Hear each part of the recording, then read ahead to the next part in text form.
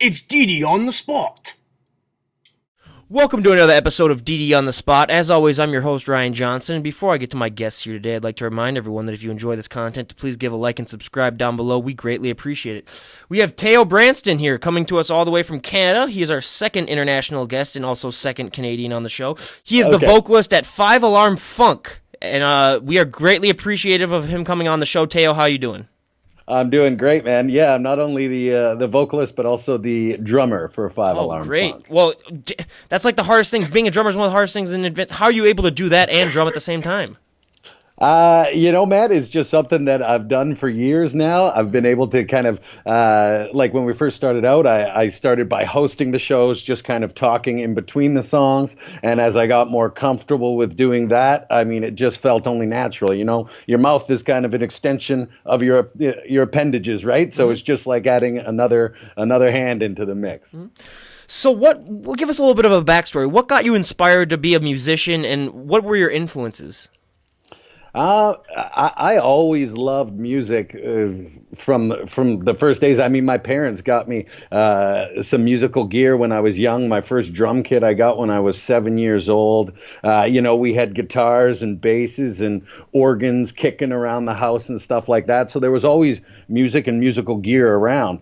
And so, I mean, I grew up I was heavy in the 90s when I really started, playing drums and rehearsing and doing all sorts of lessons and stuff like that. So like Primus, Rage Against the Machine were some of my big kind of 90s acts that I loved, and that really got me into drumming. Herb Alexander from Primus was one of my biggest influences as a kid.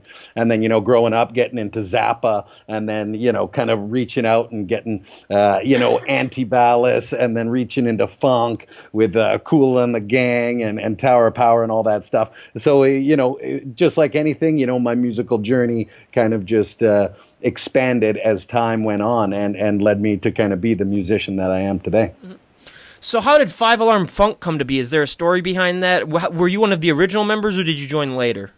No, I was one of the original members. It was back in 2003. A couple of us were hanging at just a house party. There was a bunch of music gear there, so we threw a jam together. Everybody at the party loved it, and we decided from that point on, hey, let's start rehearsing. Let's get in. Let's see if we can make some music that we actually enjoy after having a couple of sessions. And from that point on, it was kind of full throttle in making this band a success. So where'd the name 5 Alarm Funk come from? Was it just something that you randomly thought of, or is there a story behind it? My father was a firefighter, so the 5 Alarm Fire is the hottest fire you can get. 5 Alarm Chili is the hottest chili you can get. 5 Alarm Funk is the hottest funk. So when you guys were starting out, was there sort of a discussion as to what genre you guys wanted to play, or did you guys all basically agree on the same type of genre?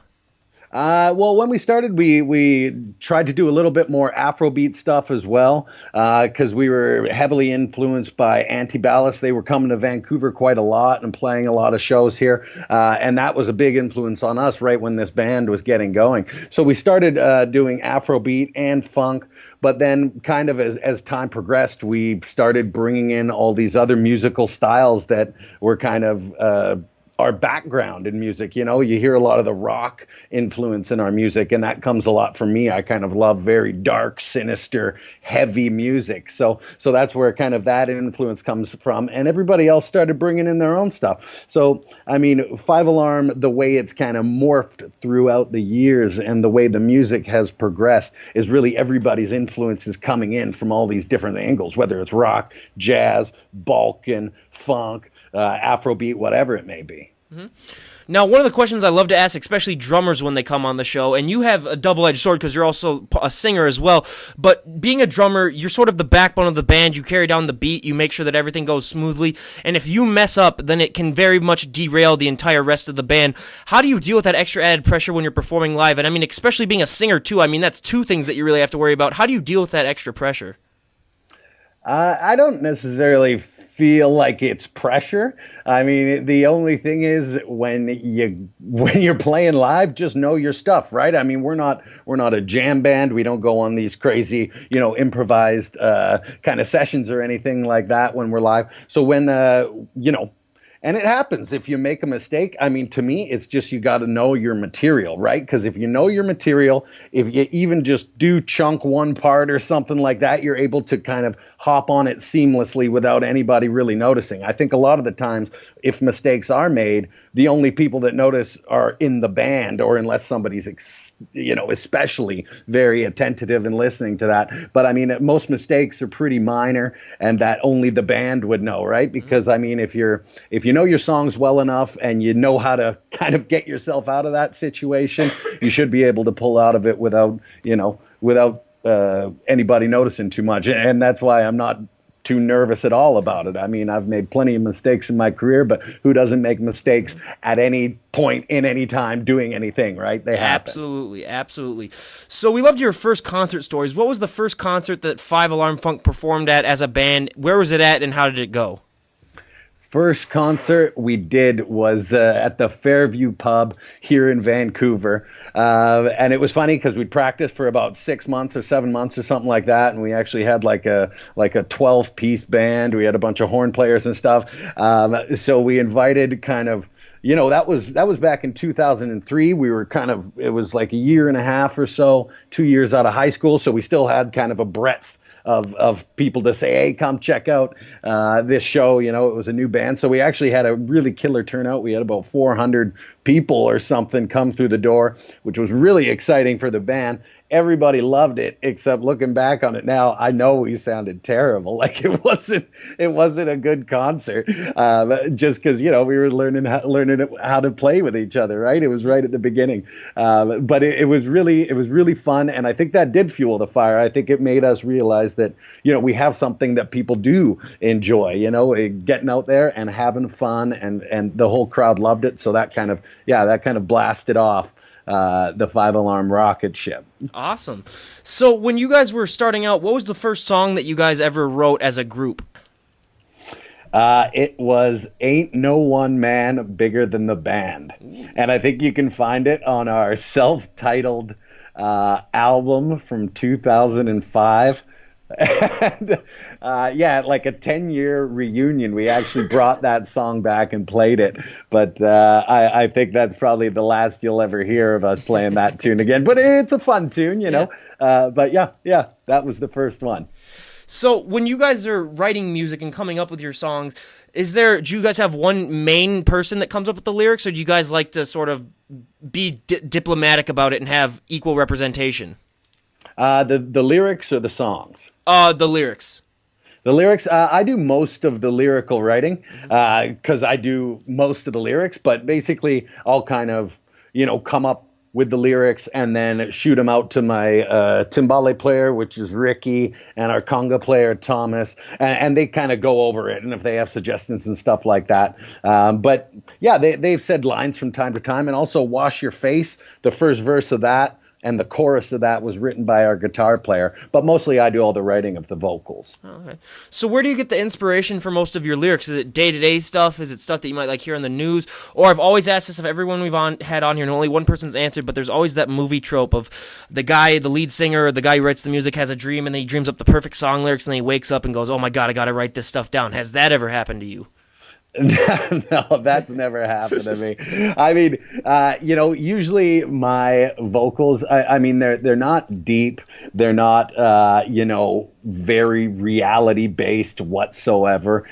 They're just fun. And I use vocals as a kind of a punctuation of percussion. So my vocals usually, run around a topic that the song sounds like. We have a song Freight Train, and the vocals are just freight train, chugga, chugga. And they're very just, and we use them as a percussive instrument also, almost, right? We like gang vocals as well. So there's nothing ever deep or mysterious or brooding about them. They're very just to the point, and they're almost kind of trying to create a fantasy world for people, I guess. When I ask a lot of bands this question, I'm really intrigued to hear the answer, because how do you guys come up with the song titles of your songs? I usually get one of two answers. One, you take the lyrics that have already been written, and then you just decide a song title based on the lyrics that have already been written. Or two, in the slightly less popular version, is you write the song title ahead of time, and then you say, what lyrics can we make out of this? How do you guys mainly do your songwriting process? Well, it's a little different for us because a lot of our songs are instrumental, or they only have very, small amount of lyrics. Usually when there are heavy amounts of lyrics involved, like Wash Your Face or Wheels on the Bus, it is that those vocals are written first, that idea is there, and then it's very easy to name the song. When it comes to like our instrumental tunes, a lot of those are taken from the vibe of the song. Like we've got a kind of this tune off Sweat. It's called Iceberg. It's very kind of thundering and kind of, it just feels like a big crunching block of ice rolling across the top of the ocean kind of thing. And same with Widowmaker was named because we were sitting around there and I'm like, this song is going to kill somebody on the dance floor when we start playing it, right? And so we called it Widowmaker. But basically it's the feel of the song. Freight Train is called Freight Train because it's got that that kind of feel to it. So we always go, feel based. And if we can't come up with anything, then it's just like, all right, let's call it something stupid. Absolutely. So you guys are a band that you guys have been on tours before. I love talking to bands about tours. What was the first tour that Five Alarm Funk went on?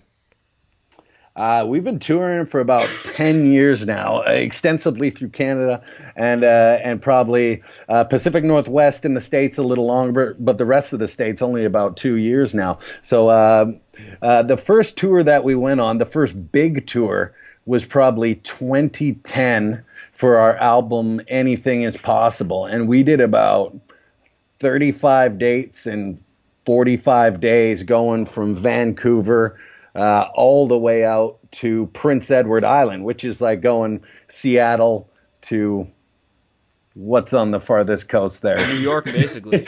Yeah, Seattle to New York, maybe even the island. Did you guys play in Quebec?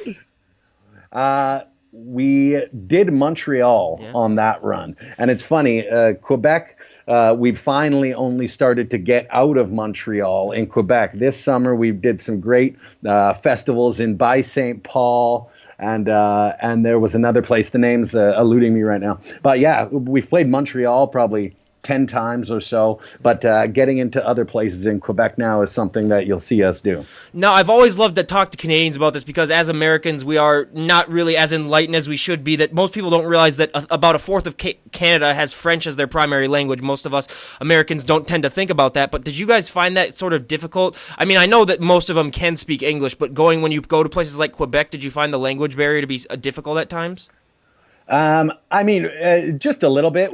I'm from the West Coast. I'm from Vancouver, so there's not that much French speaking here at all. You don't run into it at all. But going out there, I didn't find it incredibly difficult. I mean, I think the thing is, I only know a few little words. My French is terrible, but going out there, I think if you just say bonjour, hello, and people respect that you say hello in their language, and if they know English, or if they don't know English, you kind of sign language your way through it. And I mean, it can be difficult in any situation if you don't try. Yeah. Right? Well, and plus, music is a universal language, so you don't need to do that when you're performing or anything. But yeah, of course. But it's always nice. Like when we do go to Quebec, we always, try and come up with some phrases in French that we can say off the stage. Our guitar player did that for us this past summer, and it turned out really well.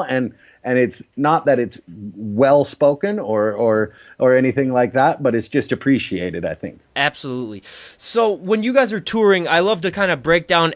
The movies have really done a bad thing when it comes to the tour life because they have promoted and given this image to everyone that a tour is just one huge party. I mean, it's just one huge party. You play music, then you go out and party basically in all the rest of your free time. But by talking to all the bands that I have, it really isn't that. It is so much more hard work than it's ever been labeled in the media.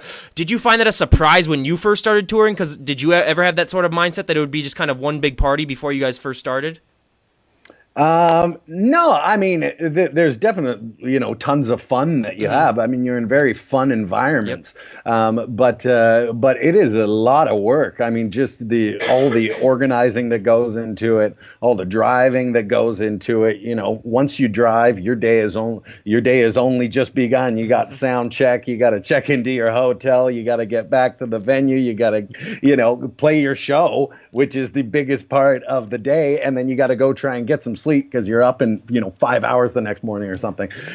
So yeah, it's an incredible amount of work that has to go into it, and I think that's what destroys a lot of bands, is that they maybe don't have that mindset before going into it. It's not easy, and it will test your patience and your relationships with your bandmates. So you have to go in acting and being as professional as you can be at all times, every day and night.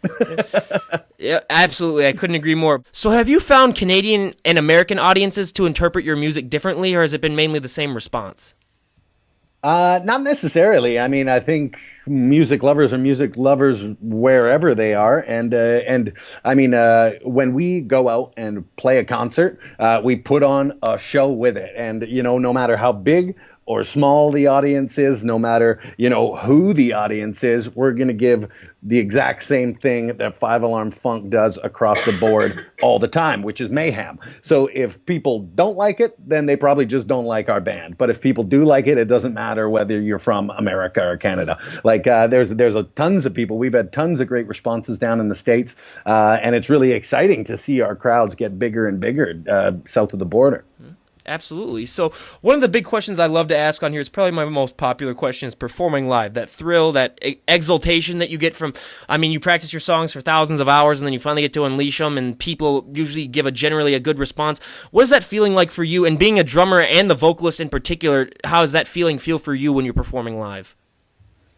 Yeah, it's amazing, man. That's basically what our band exists for. I mean, we've done 6 records, 1 live record, and it's still the live concerts that are our bread and butter. They're what we love to do the most, and it's where we have the most fun. I mean, live shows are kind of your self-expression of yourself, and each individual bandmate gets to express themselves in their own way. And for me, it's exciting, it's energizing, and I think it really gives my life purpose, is performing, and I don't think there's any other answer than just that. I mean, it is who I am, and I love it more than anything. That's about par for the course for all the answers that we get. And I just like to tell everyone, I mean, I like to tell everyone too, like if you have never experienced anything like that and you want to, just go and do even like a karaoke contest or something like that and just get that feeling, because it is a great feeling. I've done plenty of karaoke. I have a terrible voice, but I do it just because it feels good every once in a while. But when you're performing, do you find that it's easier for you to sort of deal with the crowds, being that you're the drummer and the drummer is usually well hidden behind the rest of the members of the band, so the audience isn't really getting a good glimpse of you? Well, we put the drum kit at the front of the stage. Oh, wow. Yeah, no, so I'm right up there front and center with my shirt off, man. No. I mean, we had to do it that way. I think we played 1 or 2 shows where I was doing some vocals and I was in the back, and we're just like, this is stupid. Nobody can see who's talking or what's going on, right? So, we got the drum kit right up at the front of the stage with timbales to the left, congas to the right, and then kind of the horn section and the guitars in a flying V behind us. So it really works to have the drums in the front, because from the audience's perspective, you can see everybody on the stage. Nobody's hidden because the person in the front is sitting down, and it works really, really well. It works great for me. People know who's talking to them, and I love it. I think it's really different, and I think it's something, man, I would love to see more. Who doesn't love looking at the drummer? Absolutely. Like they're I said, hilarious. They're a severely underrated part of the band, especially, I mean, now that you're a singer too. But I always like to ask bands this: when you're performing live, does time seem to slow down or speed up, or is it sort of a mixture of both? I think it depends on how I'm feeling. Touring can really take a lot out of you, so day to day you may feel different one day from the next, right? Depending on how gassed you are or not. So I think, for me, if I'm going into a show and I'm like, it's the 10th show consecutive or something like that, it may seem like time slows down a little bit and the show takes, a really long time to get through because you're personally feeling like that. But man, I've been up there for 90 minutes or something that seemed like it was 15. Sometimes they just fly by when you're right in the moment and everything's going really well. So I think it's different for every scenario. Do you think that it sort of depends too? Because I'd like to imagine that since you're playing the drums and you're singing too, you have to be like super focused. Do you think that plays it into sometimes when you're feeling that it goes by super, super slowly or sped up at times? No, I mean, I've played these songs a lot, and even the new songs, it's like, when you got to think what part is coming up next. But a lot of these tracks, and I mean, we tour constantly, we play these songs constantly, we rehearse constantly. So when it's go time on stage, I don't want to have to think about anything. I want the song to do the thinking for me, right? It's like, I think my personal perspective is that when you're up there, you shouldn't have to be thinking of what's coming next because it's just in you. You've played it enough. You know your material, right? So for me, it's not like a heavy focusing thing, because when I'm up there, I feel like my mind's pretty clear and I'm just enjoying the experience of playing and singing, for that matter. Yeah, absolutely. So when you guys are also, before a show, I like to ask about bands' preparations. We have a ton of bands on here that would say, like, oh, we each like to have a few shots, or we like to have a couple of beers, or we all like to stretch together. Does your band have a tradition that you guys like to do before you go on stage, or you guys just like to wing it when you get to the venue? Not a heavy tradition. I mean, we pump each other up. We all hang out together. Some guys have a beer, some guys have a shot, some guys don't drink at all. Some guys, everybody does whatever they want, but we're usually, all together and hanging out as a group and just kind of vibing and making, feeling good, right? I think, our music is, even though it may seem pretty dark at times, is always pretty feel good. We're on stage, we're always having a good time. So prior to the concert, we're all just kind of gelling and enjoying each other. Do you find when you're performing instrumental songs live that it's a little bit more of a pressure on you guys as the musicians because there aren't kind of lyrics to sort of distract the crowd, so they're more focused on the way that you guys are playing the song? Absolutely, yeah, I think so. But that's kind of why we play music that we do. I mean, our music is generally not boring. There will be lots of switch ups, lots of very exciting, dramatic kind of switches and things like that. Lots of intensity building, lots of kind of huge releases at the ends of those intensity builds. So I think we've created music exactly for the point that we don't have a main vocalist, and I think it worked well for us.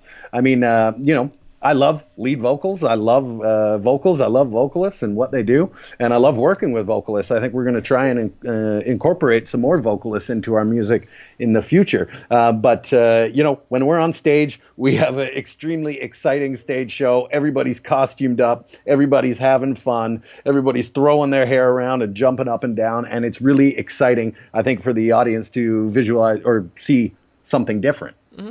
I couldn't agree more. So I have so many drummers on the show. I think they're probably out of all the band members, they're probably the most well represented. But I love to ask them this: what would you say is the biggest misconception the general public has about drummers when it comes to being in bands? Biggest misconception. I don't know. Maybe that they're the least in tune with what's going on. I think drummers generally have a lot more to do with songwriting and more to do with kind of the larger focus and push and say branding of the band. I think drummers are very incorporated in bands, and sometimes it seems like maybe it's the guitarist or the lead guitarist that is kind of pushing the musical adventure to where it wants to go, right? But generally, I mean, I haven't come across a lot of backlash where people are saying, "Oh, you're the drummer. You should." Are you doing that much in this band? So I haven't come across that, but maybe that would be the stereotype that I could see. I just get a lot of that. The drummers are somewhat some of the odd ducks usually in the band, which I can totally understand. Especially, but but hey, you have to have unbelievable stamina in order to be a drummer, and that's one of the most underappreciated things about I think being a drummer is people just don't realize how the stamina. How do you rest and how do you recuperate being a drummer? Because I mean, you could be banging on drums for an hour to 2 hours at a time, and that can get really tiring. Oh, totally. I mean, you just hydrate as much as you can on stage. I think being in decent, physical condition helps out. I always try to, eat right, never eat too heavy before a show. I can't eat and play a concert. It drives me crazy. I'll feel like a slug up there, man. But yeah, I think a lot of the time it's like the music is what gives you the energy. Like for me, that's what I kind of breathe off on stage. So when I'm playing the tunes, I'm not I'm not thinking about, how much of this marathon have I run and how much do I have to go. I'm just thinking about, hey, man, this is fun. We're up here. We're energizing people. And I think that's where you get your energy. And then once you get off stage, sometimes you got to sit down for a while and just hammer back some waters or whatever it may be. Yep. So now we go to our favorite part of the podcast, the 5 questions that I like to ask each guest on the show. And these are all 5 questions that I determined far ahead of before the podcast even became a thing. And then I add them up. I think once we reach about the 100th podcast, we're around 72, I think. So once we get to 100, I'll add up all the answers and see what the most popular ones are. But for our first question, out of all the songs that have ever been written in the history of music, what is one song that you personally wish you would come up with? Oh, jeez. One song, eh? Man, that is a hard one. Got a million things running through my head. Could we go on to the next one? Let me think about it. Yeah, absolutely. So for our second question, out of all the artists that have ever lived, dead or alive, you can pick either one. If you could perform live for one show with any group or artist, who would it be? I'd do Zappa in the 80s, man. All right, and then I'll move on to the third one, and then we can go back to the first one, because they're sort of like in the same category. But for the third one, out of all the venues on the planet, if you had your pick to play at any venue, where would you perform? Man, that's a lot of venues. I don't know. It would probably be one that I haven't even seen yet. Probably off in Europe or something like that, in some old ancient ruins or something. I was going to say, you brought it up perfectly, because that's my favorite is Slane Castle in Ireland. You know what? I mean, that could be it. I've never even seen it. Oh, it's there's been like a ton of huge concerts there. It's like you're in the castle basically, but then there's like a huge courtyard that like leads off into the hills that you can see when you're playing there. Yeah, okay. It's unbelievable. But yeah, so yeah, that's what I'm talking about. Write me down for that. Absolutely, Slane Castles. That's the second time we've got that answer. So now going back to number 1, what would be a song that you would choose if you had the power to write any song out of all the songs in history? Oh, man, this is killing me. Because I keep on thinking, like, I'm just thinking of Primus tunes right now, but I don't want to say a Primus tune because I probably think of one that would, Yeah, absolutely. You know what? Let's go with Killing in the Name of by Rage. Good one. That is a great choice. Sure. So now we get to the real nitty-gritty of this podcast. What is a guilty pleasure song that you enjoy that most people would never guess that you like? Uptown Girl. Great song. That is a great song. So now lastly for the 5 questionnaires we have.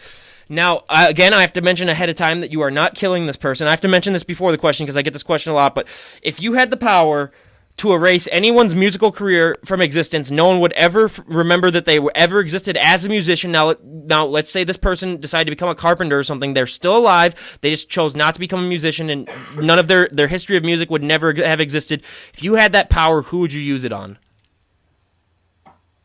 Jeez. So just someone that I think is terrible? Is that what you're asking? Well, yeah, basically, like if you had the chance to erase someone's entire music from history so that no one would have ever had to listen to them, who would you choose? Oh, jeez, man. I don't know. That's cold. I know. Figuring that you're a Canadian, I was thinking about that ahead of time. I was like, is he going to be able to answer this? I don't know. I don't know who. I can't think of anybody that I seriously have that much distaste for. For my answer, I'll just write down Canadian. Okay, there you go. That'll just be the thing. So now I like to have. You're my second Canadian guest, as I've said before, and I like to sort of ask some Canadian questions to you that maybe most Americans wouldn't understand. Now, one of the big ones that I came up with, and it still dumbfounds me, is that some Canadian places have put their milk in bags. Is that rumor true? There has been milk in bags at some point in Canadian history, but I don't really see it very often anymore. Okay, good. Cool, because the guest that we had on from Vancouver said they don't have it in Vancouver, but then when she traveled to the central and eastern parts, some places still sold milk in bags, and I was kind of wondering, I was like, okay, that's just strange enough as it is. But what would you say is the biggest difference between Americans and Canadians? Because they are such closely linked culturally that it is hard to notice some distinctions, but if you could choose one, what one would you say is probably the most observant? Well, it's funny. I think the most stereotypical one is that Canadians are extremely polite, But then we've been a ton of places in the States, and everybody's super nice and friendly, and going out of their way to help us out. So I don't know if that would be it. What is the biggest difference? I don't know. Maybe we say a lot, and that's actually seriously true. I say that all the time. I had a brother that went up to Kelowna to play baseball over there for the summer, and that's why he came back and we're like, do they really say A as much as they say about it? And he's like, oh, it's even worse. It's even worse than what they say. But I mean, it's really charming. But where do you usually use it? Because the person that I had on before usually says it's so overblown in the media. You only use it kind of sort of as a question. Is that sort of what you would say mainly people use it as?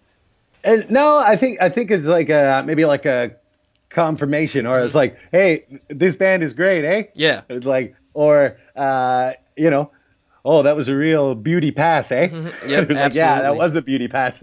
Absolutely. So I think it's more of a mutual confirmation of agreement. Mm-hmm, absolutely. So going back to your band, where can people? I mean, I know you guys have released all these albums. Where can people find your guys' music? You can go to 5alarmfunk.com, has our whole discography on there. You can check us out also on Facebook, check us out on Instagram. We're just at 5alarmfunk. We're on Twitter, all that stuff, and all that stuff links together. Our whole discography is on 5alarmfunk.com. Absolutely. I'll leave the link to all that stuff down below. And are you guys currently working on any new music, or are you guys just sort of getting ready for your, like you said, you guys are going to go on a tour soon? What are you guys working on as of now? No, we're working on tons of new music. I just finished writing a brand new track yesterday with our guitar player. We're stepping into the studio in November to do another full-length record, but we got tours the next 10 days here out on the east coast of Canada and the States. And then in October, we're going Western Canada and down to California as well. Then November, December, January, we're going to hit the studio so that by the time spring comes around, we'll have a full new record for everyone to hear. That's great. And I mean, I definitely got to recommend to everyone, again, you guys, 5 Alarm Funk, go and check these guys out. We greatly appreciate, Tayo, you coming on the show and talking music with us. I mean, we love having all of our guests on. And again, first of all, where are your shows going to be for this tour that you're going to do in the next 10 days, so I can give a little bit of a plug and we can maybe get some audience to go and check you guys out? Absolutely, man. On Thursday, we are in Halifax, which is I'm just pulling up my dates here. Thursday, we are in Halifax. Friday, we are in Fredericton, New Brunswick. Saturday, we are in Burlington, Vermont at Nectar's. Sunday, we are in Hamden, Connecticut at that's the Space Ballroom there. Tuesday, the 18th, we're in Brooklyn, New York at the Brooklyn Bowl. Wednesday, the 19th, we're at Buffalo, or the Ironworks in Buffalo, New York. Then the 20th, we're in Toronto at Lee's Palace. 21st, we're in Hamilton at the Casbah. All right. So now for all my audience members out there listening, if you are close to any of those areas, I highly recommend that you go and check these guys out. And I like to ask these final two questions before I wrap it up here. I like to ask them to every guest. If someone were to walk up to you on the street and say, hey, I'm really thinking about forming this band and just, trying out music, what would be the best piece of advice that you could give them in order for them to have a good endeavor and sort of like be happy with what they did? I think the biggest and best piece of advice is treat everybody in the industry with respect. You enter into a lot of these situations that are highly charged, and a lot of people react to things differently. And I think if anybody out there is thinking about touring or getting into studios or even being in a band, having a level head and being able to talk situations out without blowing a gasket, I think is one of the most important parts, because then you might have some longevity. Absolutely. So now, lastly, if you could talk to your 18-year-old self, what would be the best piece of advice you would give yourself? My 18-year-old self, I'd probably tell myself not to party as much. Yeah. I guess I'd probably say they're on the same thing myself too. But again, you guys, we have 5 Alarm Funk. Go and check these guys out. Again, all their links down below. And Tayo, you were great coming on the show, and we greatly appreciate it. And we wish you guys nothing but the best of success in this tour. If you need me to plug anything, like if you guys have a new album coming out, just shoot me a message. Or if you got any new tours coming out, just shoot me a message, and I'm more than happy to plug you guys. I really appreciate you guys coming on, and seriously, we wish you nothing but the best. Is there any? Oh, and lastly, I'd like to ask: are there any other bands in the local area that you would like to plug that maybe some of our American listeners haven't heard of but should go check out? Yeah, you gotta check out. Oh man, you know what's funny about these is my mind. Oh yeah, my mind always slips me. Check out McNasty Brass Band.